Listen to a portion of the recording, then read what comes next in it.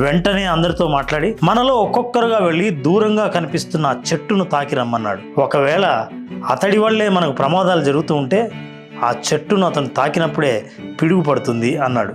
వెంటనే ఒకరి తర్వాత ఒకరు వెళ్ళి చెట్టును తాకి వచ్చారు.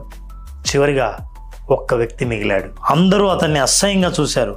బహుశా వీడి వల్లే మనందరం చావుపోయే వాళ్ళం. చెట్టును వెళ్ళి తాకి రమ్మన్నారు.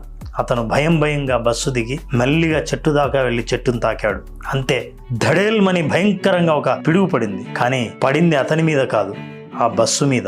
నిజం చెప్పాలంటే ఇంతసేపు అతని పుణ్యం వల్లే ఆ బస్సుకు ప్రమాదం జరగలేదు. అందుకే ఎదుటివారి గురించి పూర్తిగా తెలియకుండా నిందించకూడదు. ఒకవేళ ఎక్కడెక్కడ తప్పులున్నాయో వెతికే వాళ్ళు ఎక్కడో కంటే తమలోనే తప్పులు ఏవో వెతుక్కుంటే ఓ కొత్త వ్యక్తిత్వాన్ని ఆవిష్కరించగలుగుతారు. మీరేమంటారు?